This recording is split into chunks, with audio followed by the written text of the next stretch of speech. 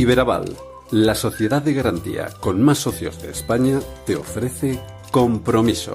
Compromiso Iberaval, el podcast que más apoya a las empresas.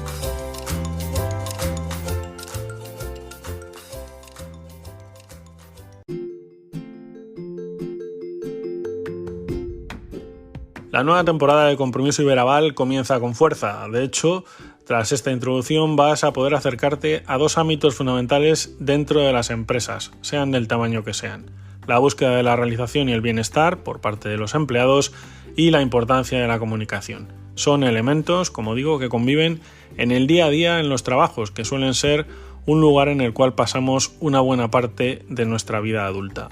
En primer lugar, charlaremos con Javier Cantera, psicólogo y alto ejecutivo, quien nos va a hablar del concepto del bien ser, y a continuación podrás escuchar la conversación que hemos mantenido con el equipo en la vida real como en la oficina, que forman Raquel Sánchez Armán y Jesús Ripoll, quienes sacaban al mercado este verano un libro sobre la comunicación en términos generales, pero sobre los conferenciantes y speakers más en concreto.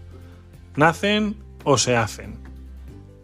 No deberías perderte este primer episodio de nuestra tercera temporada de Compromiso Iberaval.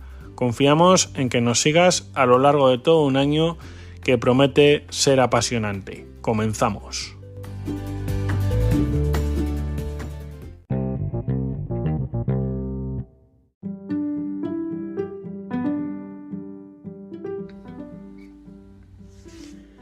Javier Cantera, palentino de pro, puede presumir de haber alcanzado muchos de sus sueños en la vida. Por supuesto, como vamos a ver, ese tópico de haber escrito un libro. Bueno, en realidad ha escrito varios y muy interesantes. También de haberse convertido en uno de los más reconocidos tintinólogos de Europa, aunque esa circunstancia daría para otra entrevista, y mucho más amplia que esta. Nos sentamos con Javier Cantera en este primer episodio de la nueva temporada de Compromiso Iberaval para hablar con él de salud mental en la empresa. Esa es la temática de su nuevo libro. Anteriormente, Cantera, presidente de la consultora Auren, publicó textos sobre liderazgo, recursos humanos o los perfiles psicológicos en la empresa. Buenas tardes, Javier, ¿cómo estás? Como mandan los cánones de agosto, nos atiendes desde la playa, además, ¿verdad? Sí, muy buenas tardes, aquí desde la playa, en lo que es menester en este mes de agosto de liberarnos un poco del estrés diario y estar en vacaciones, claramente. Bueno, pues muchas gracias por tu tiempo y por el esfuerzo, ¿eh? No te preocupes. Bueno, pues muy bien. Cuéntame. Yo te voy a tutear porque como eres casi paisano, ¿verdad? Fíjate. Los castellanos somos así, como siempre, normalmente. Eso es. Bueno, Javier, tú eres un buen conocedor del mundo empresarial, pero entiendo que la experiencia es lo que te ha llevado a escribir este nuevo libro que lleva por título La salud mental en la empresa. Sí, este libro surge de mi experiencia de muchos años de psicólogo aplicado al mundo empresarial, y es raro que un director general de una compañía sea psicólogo y más doctor en psicología, como es mi caso. Eso nos permite estar observando todo el día lo que ocurre en la empresa, y lo que hemos intentado en este libro es analizar de una forma sistemática toda la cantidad de situaciones que generan malestar en los empleados, ¿no? Y se hace todo un análisis muy profundo, según mi opinión, digamos, de las características que tienen que tener las empresas para intentar tener un mejor bienestar de los empleados, con una hipótesis de fondo, que es que hoy día, después de la pandemia, es muy importante el bienestar como un elemento básico de la productividad. El bienestar de los empleados explica claramente la productividad sostenible de las empresas. Y esa es la tesis de fondo, y sobre ello pues hago un análisis de todas las áreas que se producen malestar en la empresa. ¿Cuáles son los principales desafíos que enfrentan las empresas al abordar este tema, Javier? Pues mira, fíjate, fundamentalmente las empresas están abordándolo dándoles recursos a las personas para gestionar la adversidad. Y entonces, ¿qué es lo que hacen? Pues les dan cursos de mindfulness, les hacen diferentes actividades, pero no atacan el elemento fundamental, que son los cambios organizacionales que hay que hacer para mejorar el bienestar de las personas y, por tanto, su salud mental. En el libro identificamos 10 áreas muy específicas donde claramente interviene el bienestar de las personas, desde el trabajo per se, que sea un trabajo autónomo, que sea un trabajo significativo, que sea un trabajo que tenga claramente un nivel de rutinización adecuado, hasta las características del jefe, que como ya sabemos es un elemento muy claro de bienestar, hasta la característica de los grupos formales e informales, la gestión del tiempo, la gestión del espacio, así hasta 10 áreas que hay que analizar para que la empresa sepa cómo está en su bienestar en un momento dado. Es, como digo, una obra sintética que intenta pues servir al empresario o para el director de recursos humanos o personas que se dediquen a analizar las problemáticas del comportamiento humano en las empresas, a ver dónde tienen que estar para cambiar en sí mismo. Y se aporta soluciones en cada una de las áreas, fruto de la experiencia que nos ha ido funcionando. A lo largo del libro cuento en concreto, me parece que son 23 casos reales que me han ocurrido en mi vida profesional, donde se han dado estas características y donde se ha intervenido de una determinada forma, dando unos determinados resultados. En algunos casos se intenta ocultar mucho a la empresa, pero se identifica a la empresa con sus características. Pero sí que es muy interesante ver que esto ha ocurrido en la realidad y qué soluciones se han llevado a cabo para intentar solucionarlo, y también a veces lo que han sido los fracasos que ha habido que no se ha podido solucionar. Es muy importante que las empresas se conciencien de que los empleados necesitan un ecosistema por lo menos no tóxico, que es el elemento básico. ¿Qué impacto, entiendo que es muy elevado, ¿no? Pero qué impacto puede tener la salud mental de los empleados en ese rendimiento y en la productividad de la empresa? Hoy viene una noticia en los medios que en Inglaterra están muy preocupados por el incremento del absentismo por la depresión. Incluso están pensando en desviar a psicólogos gestión porque los médicos no dan abasto, ¿no? Eso también lo hemos denunciado. Somos el país europeo donde menos psicólogos hay en atención primaria. Y eso conlleva que un médico, cuando se enfrenta a una situación de un malestar psíquico, no sepa cómo actuar. Por lo tanto, puede provocar situaciones inadecuadas de tratamiento, falta de una atención temprana de soluciones, cronificar un malestar. Y es muy importante desde nuestro punto de vista el hacer un análisis de pensar que en el siglo XXI las principales enfermedades profesionales no van a ser físicas, van a ser evidentemente psíquicas. Cada vez más la dosis de trabajador del conocimiento que somos cada uno de nosotros es mayor, por lo tanto ya no es un riesgo físico en sí mismo. La tecnología nos va a facilitar de que cada vez vamos a tener menos riesgos físicos, pero vamos a tener cada vez mayor riesgo psicológico. Por lo tanto, es muy interesante analizar las empresas, su productividad desde el punto de vista de atender claramente al bienestar de los empleados en cada uno de los puestos de trabajo que tiene la empresa. Javier, tú hablabas de la importancia del líder o del gestor. ¿Cómo pueden los gerentes, los responsables de las empresas contribuir a mejorar esa salud mental de sus equipos? Primero, yo en el libro lo apunto claramente, ¿no? Como tú decías al principio, un libro anterior mío ha ido sobre el concepto de liderazgo auténtico, líder Sherpa. Yo siempre digo, y me baso en la idea que un líder lo primero que tiene que ser es estar sensibilizado a estos problemas. Darse cuenta de que esto no es una moda, no es algo que la gente quiere en un momento dado. Las nuevas generaciones van de natural al psicólogo, cosa que no hacían generaciones anteriores, y todo esto está generando claramente una atención prioritaria a los temas de salud mental. Entonces, lo primero que tiene que hacer es sensibilizar. Lo segundo tiene que basarse en conocimientos del saber ser líder desde la autenticidad, desde ser lo más transparente, de ser la persona que claramente acepte el error, que conviva con la imperfección. Ese es un verdadero líder en este momento, no aquel que siempre es perfecto o aquel que nunca se equivoca. Esa concepción de autenticidad del liderazgo le va a permitir claramente aceptar una gestión de personas de una forma diferente. Y en tercer lugar, y es importante, es que se tiene que entrenar. Ser jefe es una habilidad claramente que se demuestra con experiencia, se adquiere con una determinada experiencia, pero ante todo con una verdadera llevar a conciencia los verdaderos preceptos de saber ser un líder, ¿no? No es cuestión solamente de tener valores, sino de practicar conductas éticas y practicar conductas de líder. Y es muy importante ese entrenamiento. Por lo tanto, yo siempre digo, son 3 fases, es claramente la sensibilización, es la práctica y es el entrenamiento para ser buen líder. Javier, algo que está muy presente también en la actualidad en las empresas es, igual me corriges, el sentimiento, la sensación de falta de valoración dentro de las mismas, ¿no? Y esa sensación entiendo que también incide en la salud mental del trabajador. ¿Cómo se trabaja adecuadamente esto? Entiendo que no es sencillo, ¿verdad? Sí, una de las áreas es lo que se llama la experiencia empleado y otra de las áreas es el crecimiento personal.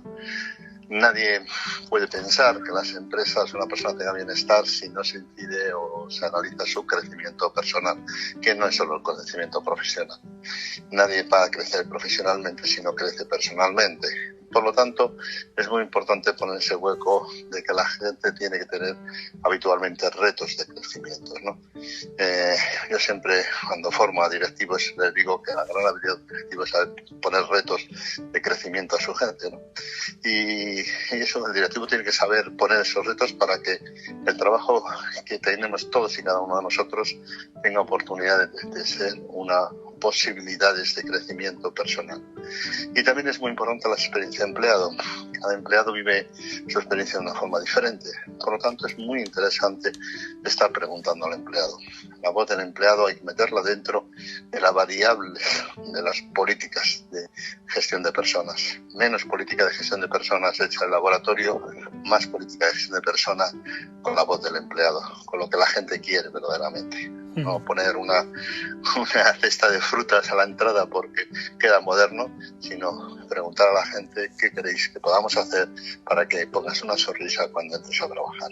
Esa es un poco la valoración básica del modelo que cada vez más hay que atender de bienestar. Esto no es una moda de hacerlo más caro, no es una moda de mucho más esfuerzo, es un cambio de actitud hacia entender que las personas son un fin siempre y nunca un medio. Lo has comentado tú también al principio, Javier, pero ¿qué papel desempeña la comunicación abierta y la empatía en la construcción de un, vamos a llamarlo así, ambiente de trabajo saludable?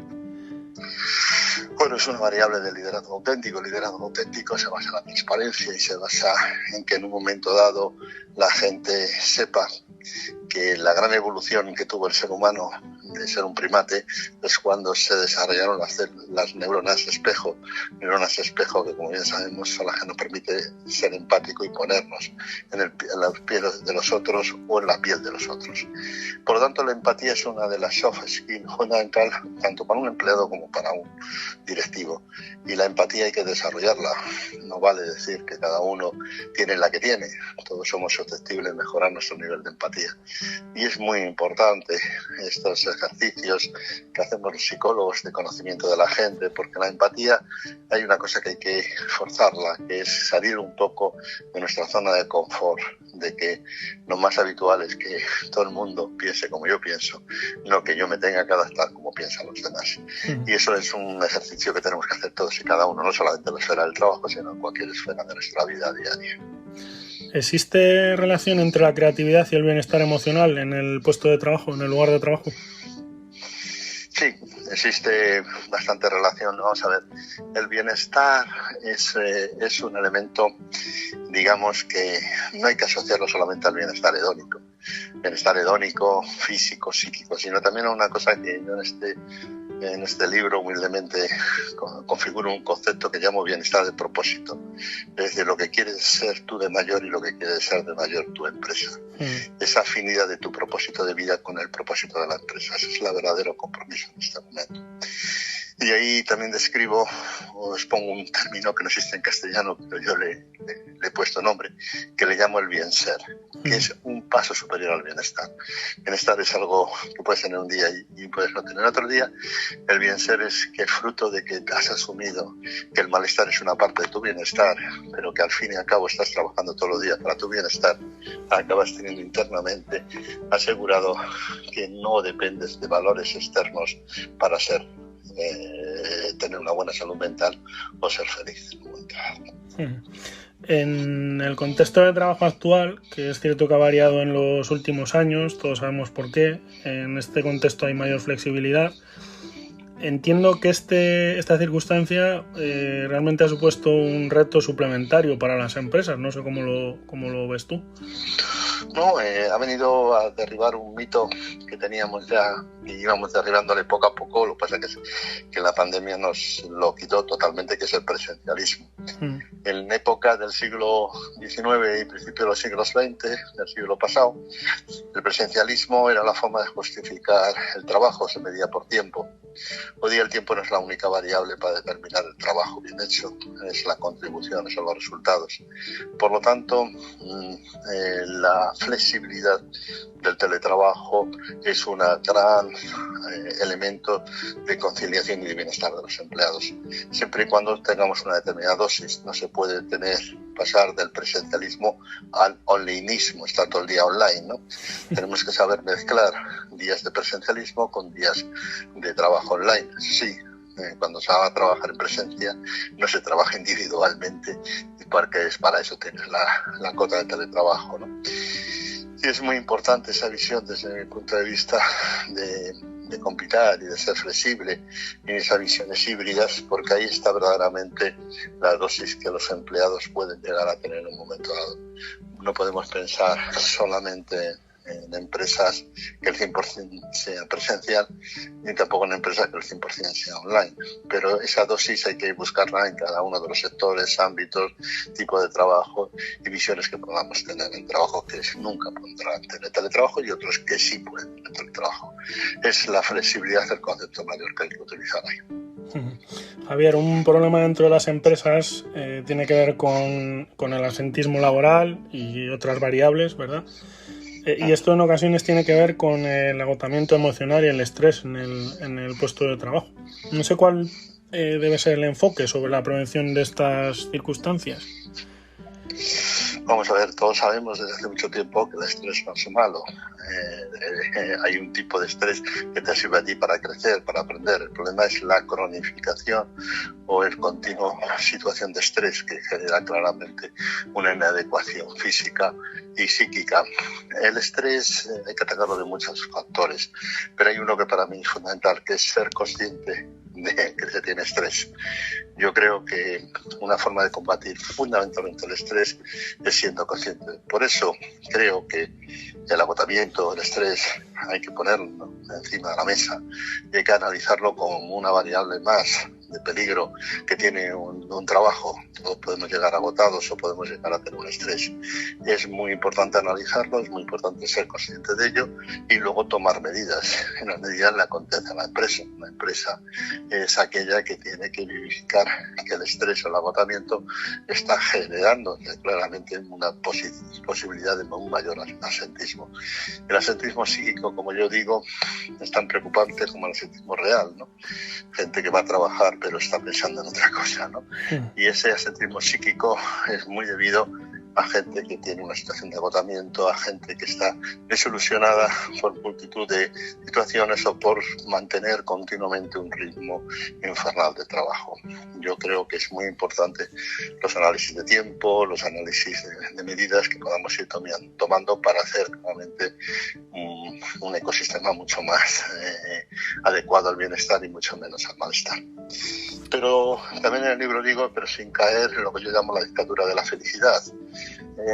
Se ha puesto de moda en estos últimos años un concepto que se llama jefes de felicidad, que yo combato en el libro porque la felicidad no es una responsabilidad de la empresa. La felicidad es una ecuación personal de cada uno de nosotros. Lo que es responsabilidad de la empresa es que no existe ecosistema tóxico. Es decir, que no generen estresores que puedan disparar tu estrés. Pero nosotros no somos responsables de estar todo el día, o las empresas no son responsables de la felicidad de sus trabajadores. Eso sí, somos muy responsables de su infelicidad. Javier, ¿tú recomendarías a un empresario conocido tuyo, a los empresarios, por hablar en genérico, implementar programas de bienestar mental en las organizaciones?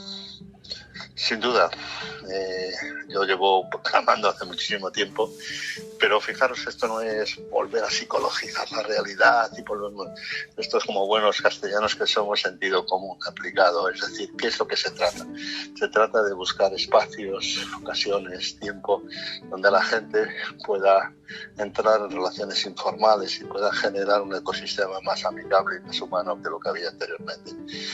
Yo creo que la humanización del trabajo es uno de los elementos fundamentales para conseguir trabajadores comprometidos en este momento.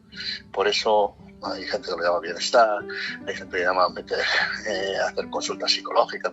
Yo lo llamo humanización, es de volver a poner en el centro que las personas son importantes per se, porque hoy día las empresas no son nada más que personas. Y si no cuidamos a las personas, las empresas nuestras nunca van a ser tan competitivas. Por lo tanto, hagamos un proyecto claramente de bienestar, de humanización de nuestro trabajo. Por ir cerrando, Javier Cantera, autor del nuevo libro de la editorial Almuzara, La salud mental en la empresa. Hablábamos al principio de que eres un tintinólogo y fuera de micro me decías que seguías escribiendo, o sea, que eso no lo aparcas ni siquiera en vacaciones. ¿Cómo están esas dos cuestiones? ¿Cómo lo llevas? Pues el tema de Tintín, pues seguimos, es mi actividad preferida.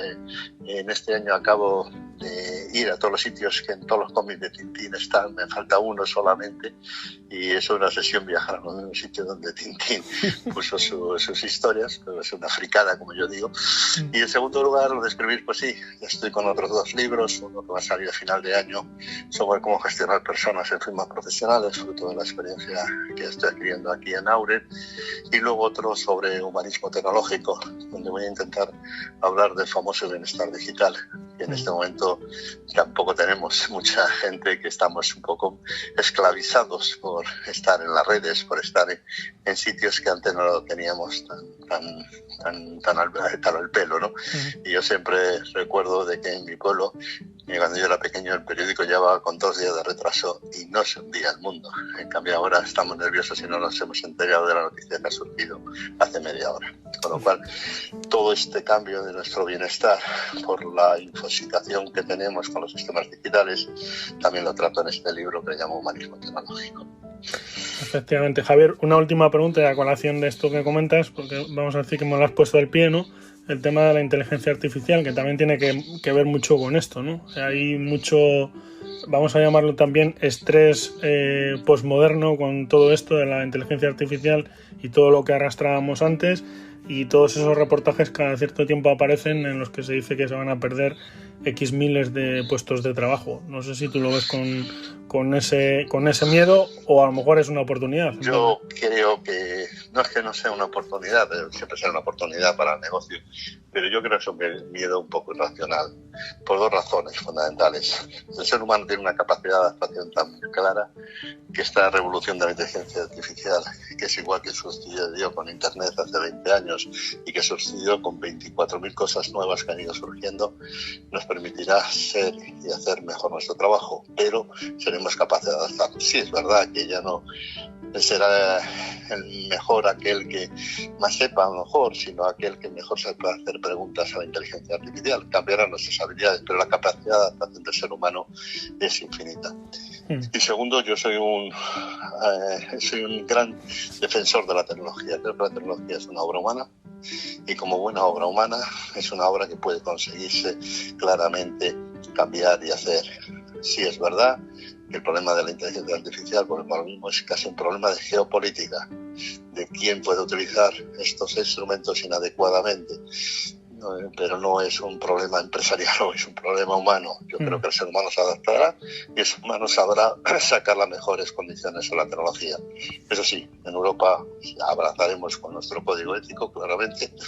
En el resto del mundo, pues la inteligencia artificial necesitará algún otro variables diferentes, porque la lógica del mercado puede conllevar a una competitividad inadecuada con inteligencia artificial. Por lo tanto, los sistemas regulatorios aquí en Europa puede ser un ejemplo, tiene que existir. Me preocupa mucho la capa ética de la inteligencia artificial, y ahí es donde hay que trabajar en este momento en todas sus variables. Javier Cantera, muchísimas gracias por atendernos, más haciendo el esfuerzo, que espero que no haya sido mucho esfuerzo, desde la playa. Y nada, que seguiremos buscando tus libros, leyéndolos y agradeciéndote sobre todo que nos hayas atendido. Muchísimas gracias a ti y muchos recuerdos a todos los castellanos que estamos por todo el mundo, haciendo que por lo menos se recuerde que Castilla y León es una tierra que tiene mucho talento. Sí, ya sabéis que siempre lo digo y lo suelo manifestar, y mucha gente olvida que el gran problema que puede existir es que una región puede ser mejor o peor, pero lo que no puede ser mejor es el tipo de personas que somos castellanos, del pan pan y del vino vino, que estamos dando claramente por todo el mundo una visión diferente a la visión que puede tener otra gente.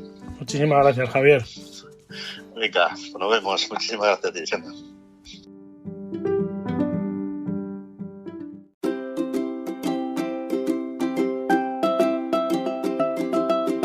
Compromiso Iberaval.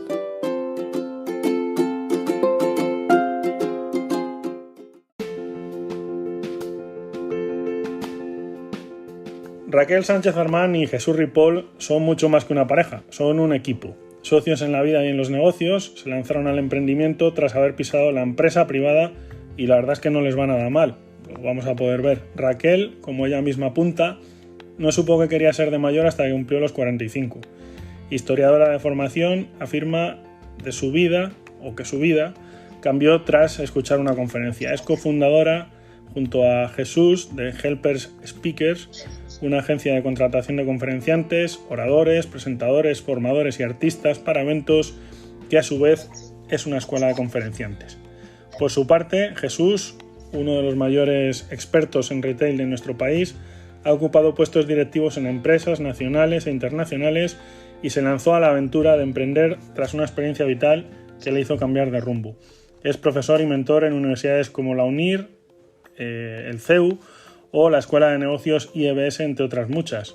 Ambos acaban de publicar el libro Escuela de Conferenciantes, cómo convertirse en un speaker de éxito. Por ello están aquí. ¿Cómo estáis? ¿Qué tal? Fenomenal, muy contentos de estar contigo. Muy bien, muchas gracias por la invitación. Nada, antes de empezar o de entrar en harina, vamos a contar a nuestros escuchantes qué es Helpers Speakers y por qué es la base de la creación de este libro, que podemos encontrar en Almuzara. Pues, bueno, tú lo has resumido. Helpers Speakers es una agencia principalmente agencia de contratación de conferenciantes, pero nos diferenciamos mucho de las demás en varias cosas. Somos la única que destina un porcentaje muy importante en muchos de nuestros conferenciantes, el 10%, no del beneficio, sino el 10% de la facturación, a ayudar a la investigación en un convenio anual con la Asociación Española contra el Cáncer. Y luego nos embarcamos en todo tipo de proyectos solidarios, o sea, desde el maratón de coaching de las Rozas, la regata interempresas a favor de Cruz Roja o la serie solidaria El Camino Interior, que se puede ver actualmente en Televisión Española, en Televisión a la Carta, donde 16 Helpers Speakers recorrimos el Camino de Santiago y, bueno, actualmente, que sepamos, se estudia en 3 facultades de medicina. Entonces, eso, nuestra experiencia en empresas y nuestra especial honestidad para aconsejar siempre a los mejores conferenciantes es lo que nos diferencia de otras agencias que lo que funciona en esa demanda, despacharte lo que tú pides, aunque no sea lo que necesites.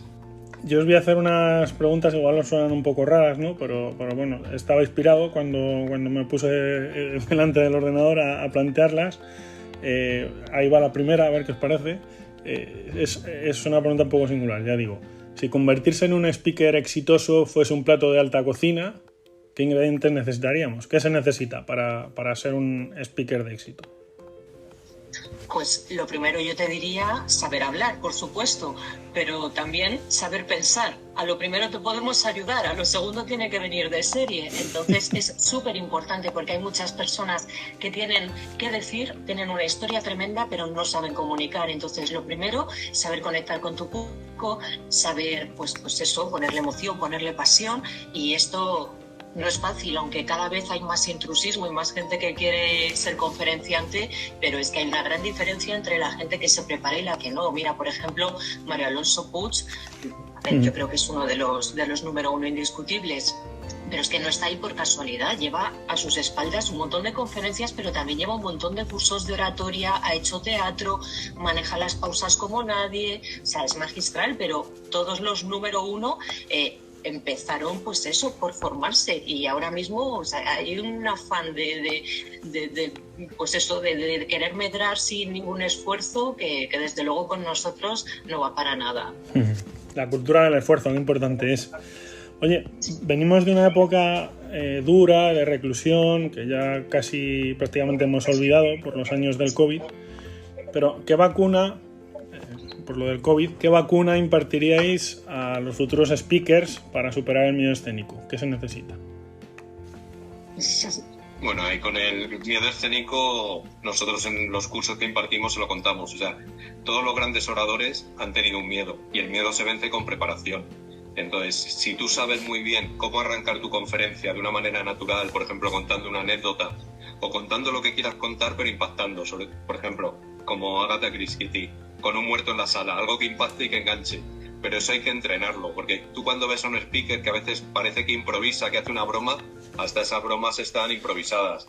Muchas veces le pedimos frescura y naturalidad a un conferenciante, pero cuando vamos a un teatro a ver una obra, esperamos que sea exactamente igual que la misma obra un mes antes. O sea, si vas a ver El Rey León, pagas una pasta y siempre lo mismo. O sea, el león no ladra, el león ruge.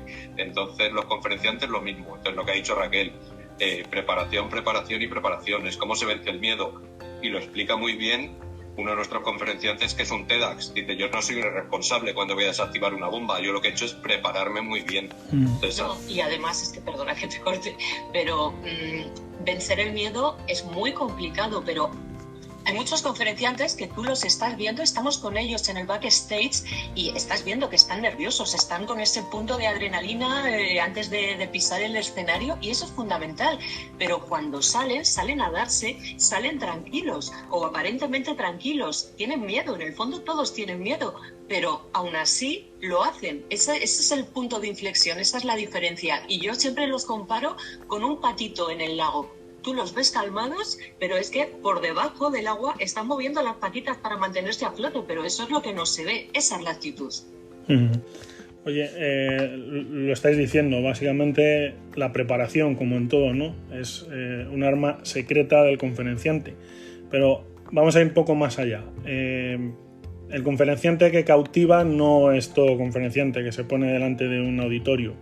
El que cautiva realmente necesita cierto carisma, o así se puede ver desde fuera, y esa preparación, pero entiendo que también hay otras cosas, ¿no?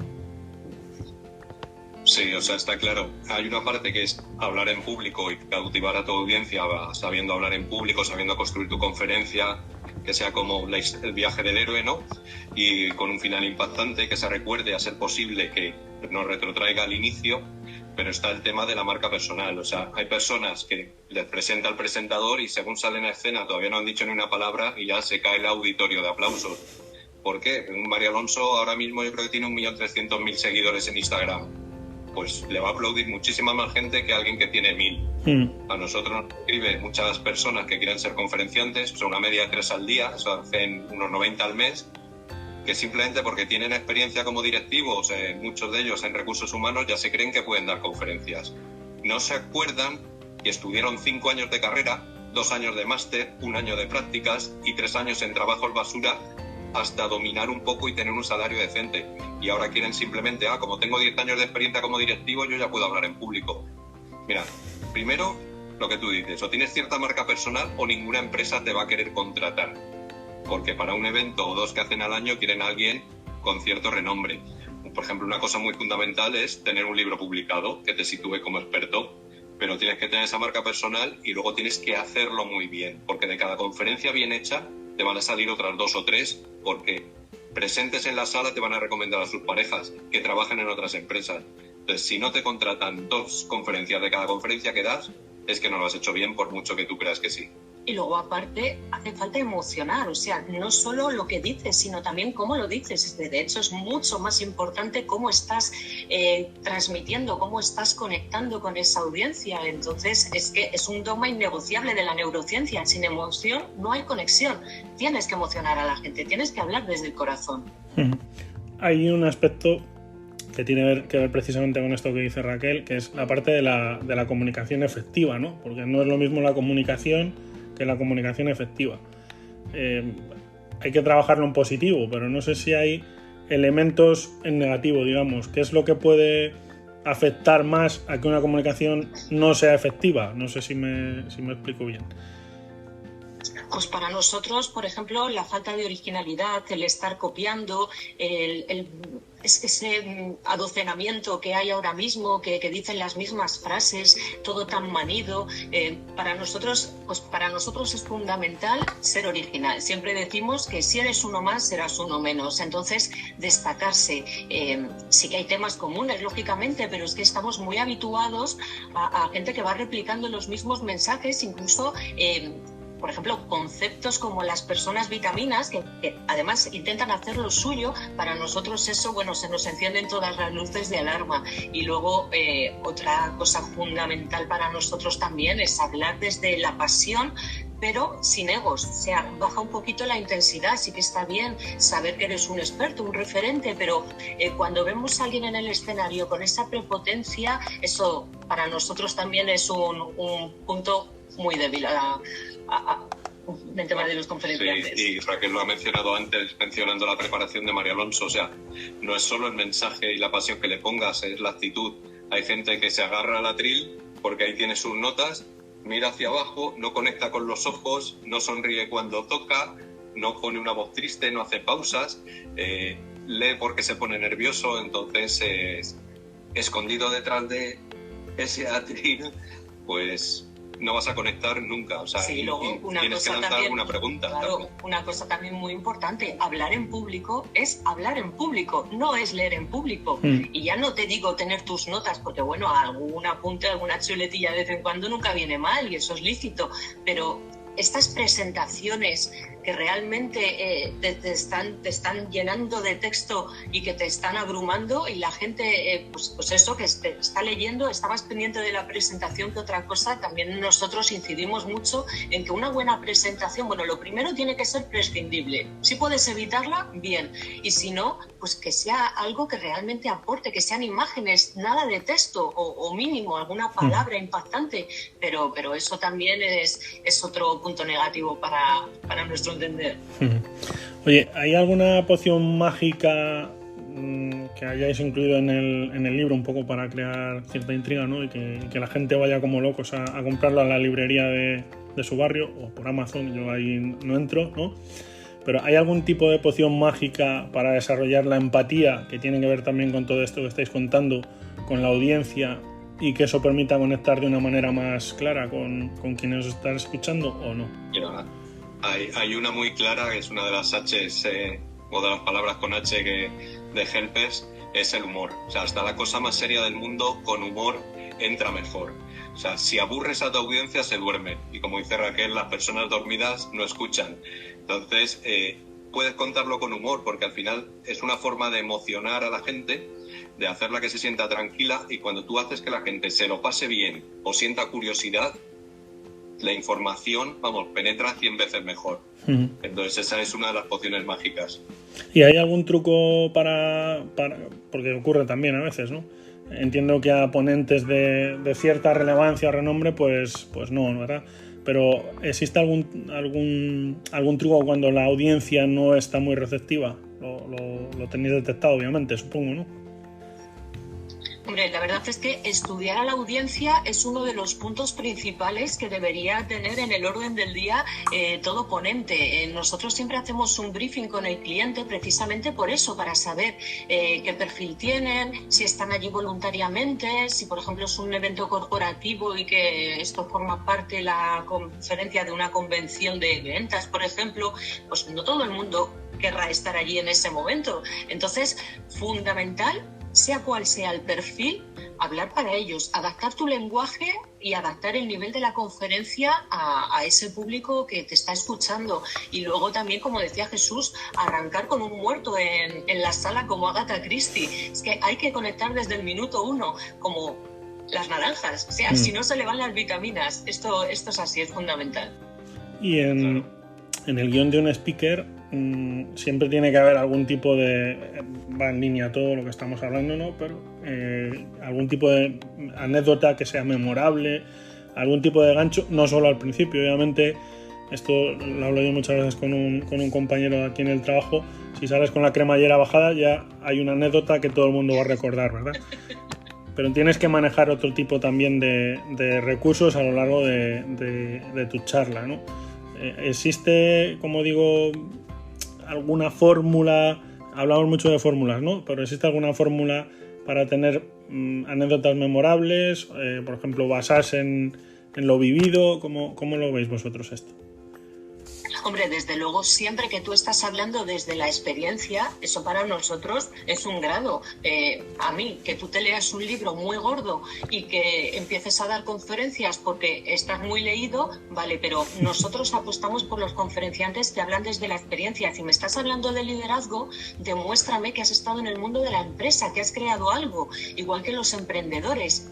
Si estás hablando de motivación, de superación, enséñame datos, dime por qué te tengo que creer. Entonces, mira, es que está claro, ¿tú con quién subirías una montaña? ¿Con alguien que se ha leído un libro de escalada o con alguien que ha perdido un dedo del pie? Yo creo que la respuesta está clara, la experiencia. Me estoy acordando de una anécdota real con un conferenciante hace muy poco, todos le conocéis, Víctor Coopers. Hace un mes y medio estábamos con él en Kinépolis en una empresa y de repente un señor de la primera fila se levanta y como que se va a ir. Me mira así Víctor, a poca distancia de él. ¿Pero a dónde va, señor? Se le acerca al señor Víctor con un micrófono de diadema y dice, es que voy al baño. Claro, se lo susurra a Víctor, pero claro, se lo susurra a un palmo de distancia al lado del micrófono. Pues claro, las 500 personas que estábamos allí, Víctor decía, impresionante, es la primera vez que me pasa esto en la vida. Pues hay que tener tablas, naturalidad y tablas para salir de esto. Y bueno, ahí estuvo chisteando con él. Bueno, ¿quiere que le esperemos o vamos tirando? ¿Te vas a quedar fuera y ya te apuntas a los canapés? Que todavía me queda la mitad, que yo he cobrado bastante por venir. Entonces, sobre todo, tirar de humor. Incluso cuando se te olvida algo, puedes lanzar una pregunta a la audiencia. Bueno, ¿qué os ha parecido hasta ahora? ¿Hay algo que queráis saber? ¿Algo que no esté claro? Porque hay veces que pierden el hilo. Hay otra cuestión, yo suelo, con vosotros no ha hecho falta, pero con mucha gente sí suelo plantearla de saque, ¿no? Y es no llevar a la gente a un lenguaje excesivamente técnico, específico de la profesión de cada uno. Creo que todos lo hemos sufrido. La consulta del médico, cuando nos dan ciertas palabras que no entendemos, ya empezamos a preocuparnos, luego nos dicen, es como los términos estos que se han puesto de moda en la cocina, ¿no? Que al final es unas patatas fritas y te dicen que es una deconstrucción de carbohidratos. Bueno, en fin. Lo que quiero decir es que al final también muchas veces lo más sencillo es lo más complicado, ¿no? No sé si estáis de acuerdo. Sí, así es. A nosotros, sobre todo no ya en las conferencias, sino en las reuniones previas, hay empresas que nosotros, que venimos del mundo de empresa, hemos trabajado en multinacionales, yo en una de ellas inglesa, donde toda la comunicación era en inglés, de repente te sueltan 3-4 palabras en inglés mal pronunciados para darse importancia de, no, mira, te tengo que cancelar este meeting porque me han puesto una call con el board y voy a tener que ausentarme y a ver cuándo podemos reagendar. Entonces dices, bueno, en fin, habla en castellano, o sea, habla en un idioma que te entiendan.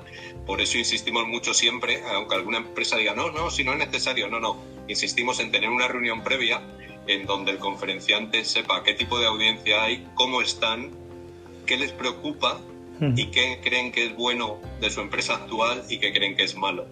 Entonces, luego normalmente se estudian sobre la empresa y las noticias que hay y empiezas contándole cosas que les importan a ellos.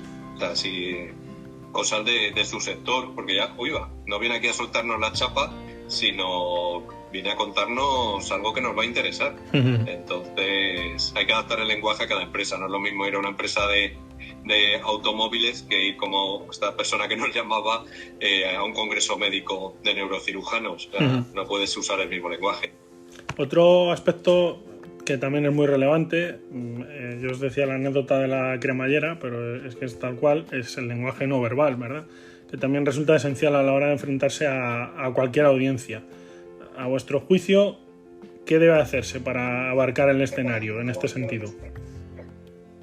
¿Qué debe hacerse, perdona? Sí, ¿cómo se puede trabajar precisamente esto, el manejo adecuado del lenguaje no verbal? Porque al final todos tenemos tics, tenemos ciertos gestos involuntarios que sí pueden afectar también a la comunicación. Bueno, o sea, esto explicarlo así breve es complicado. Nosotros tenemos una formación que dura 20 horas que insistimos, hay directivos o hay emprendedores que han tenido un éxito, han vendido su empresa por varias centenas de millones de euros y nos dicen, no, yo quiero contratar a este mismo formador para mí solo. Ya, pero es que así no vas a aprender a hablar en público. Nuestros cursos, mínimo hay 12 personas, máximo 15, duran 20 horas y es un 85-90% práctica. Entonces te estás exponiendo delante de 12, 13, 14 desconocidos que ellos también se van a exponer y es muy diferente cuando tú hablas solo con un formador a cuando además ves lo mismo que te han dicho a ti en otros o que luego te enseñen en vídeo y te digan, uy, pues yo eso que me juraría que no hacía, sí lo hago. Eso de mirar al suelo, tener tics, tocarte el ojo, la nariz, la oreja, o sea, ahí claramente el público va a pensar, me está mintiendo, ¿no? O estar hacia abajo, los hombros encogidos, en vez de ocupar la presencia escénica que decía Raquel, que ha ensayado Mario tanto en teatro. Jugar con las pausas es parte del lenguaje. En una pausa no estás diciendo nada, pero te van a prestar mucha más atención a lo que dices después. Y si luego haces otra pausa y lo repites, o sea, al final no puedes llenar a la audiencia de conceptos, decir 20 conceptos en una conferencia, 15, 10, di 3 y que estén clarísimos, aunque lo repitas varias veces, porque la gente va a recordar solo si le emocionas y va a recordar un número muy limitado de las cosas que has dicho. Y sobre todo hay que intentar abarcar a toda la audiencia. Lógicamente, si tienes en las primeras filas a alguien que no te está prestando atención, que está con el teléfono móvil, pues inconscientemente vas a estar observándole constantemente. Nosotros aconsejamos todo lo contrario. Busca caras amables, busca a alguien que sí que te esté prestando atención, busca a alguien de tu entorno, que siempre habrá alguien que te está acompañando. Entonces, luego también otro truco es mirar a las últimas filas. Normalmente el escenario está iluminado, entonces tú no vas a ver mucho más allá de la cuarta o quinta fila, pero intenta barrer con la mirada a todas esas filas del fondo y no estés prestando atención precisamente a quien no te la está prestando a ti. Jesús Ripoll y Raquel Sánchez, que son los autores de este nuevo libro, Escuela de Conferenciantes, cómo convertirse en un speaker de éxito. La verdad es que es un placer hablar con vosotros y además teniendo en cuenta de lo que estamos hablando, que es la comunicación. Yo soy otro apasionado de la comunicación. Podríamos estar hablando horas, pero un poco por ir cerrando esta entrevista en Compromiso Iberaval y como dicen ahora en los programas de máxima audiencia, que ya no es tan máxima audiencia en televisión, vamos a hacer un poco de promoción del libro. ¿Quién lo tiene que comprar? ¿Para quién está dirigido? ¿A quién lo habéis escrito? Pues está dirigido para todo aquel que quiera buscar el punto G a su audiencia, emocionarlos, y no solo para alguien que quiera monetizar el tema de dar conferencias, sino también a directivos que estén habituados a hablar en mesas redondas, a pues, gente que tenga que exponer algún trabajo en grupo, algún directivo. Entonces, todo aquel que quiera hacer un upgrade al tema de la oratoria, que me parece fundamental. O sea, saber hablar es tan importante como saber escribir. Hoy en día la vida es venta, tienes que saber venderte. Sí, ahí nosotros, un 80% de las personas que vienen a nuestros cursos son directivos que no quieren convertirse en conferenciantes. Pero ¿cuántas veces en un trabajo vemos que uno progresa cuando tiene muchos menos méritos que otros o mucho menos conocimiento, menos experiencia? Pues porque sabe hablar en público y sabe venderse. Entonces es muy importante tener contenido, pero mucho más importante es saber expresarlo. Simplemente con que un curso de oratoria, porque leerte el libro no te va a dar esto, te va a dar los trucos para triunfar como conferenciante y muchas recomendaciones, pero para hablar en público hay que practicar. Entonces, simplemente con que te dé para pasar una entrevista y conseguir un trabajo mucho mejor que el que tienes y seguir progresando o cerrar una venta, es que has amortizado el curso. Y hay gente que me dice, es que un fin de semana, es que 20 horas, tenemos cursos de 8 y de 4. Bueno, pues como todo, son cursos intermedios. Si quieres hacer un curso bueno que te sirva para toda la vida, vete mínimo a 20 horas y no es nada comparado con PDG del IES, por ejemplo, que yo he hecho de 6 meses y que te cuestan infinitamente más, o un MBA de un año que no te diferencia de la masa.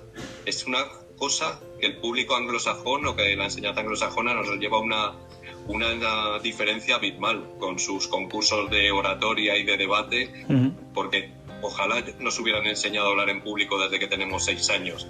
Pero claro, muchos estamos aprendiendo cuando ya tienes 30, 40, 50.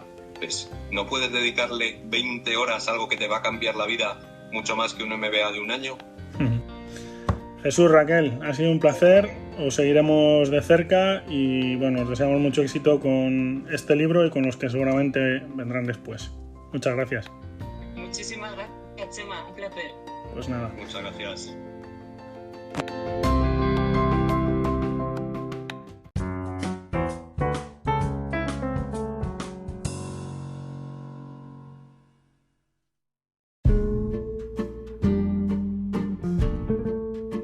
Y hasta aquí llega el nuevo episodio, el primer episodio de esta tercera temporada de Compromiso Iberaval. Confiamos en que haya sido de tu agrado el contenido que te hemos brindado. Ya sabes que Iberaval es la sociedad de garantía líder en actividad en España, que nuestro cometido central pasa por resultar útiles a las pymes y que ese es precisamente el sentido de este podcast. Por nuestros micrófonos han pasado el palentino Javier Cantera, quien nos ha presentado su libro La salud mental en las empresas, así como Raquel Sánchez Armán y Jesús Ripoll, quienes lanzaron otro texto este mismo verano, un libro que lleva por título Escuela de Conferenciantes. Lo dicho, te esperamos en apenas unas semanas, si estás pendiente de esta publicación, y si no, cuando tú quieras. El podcast está disponible en las principales plataformas de audio. Muchísimas gracias por acompañarnos. Has escuchado el podcast de Iberaval, tu sociedad de garantía.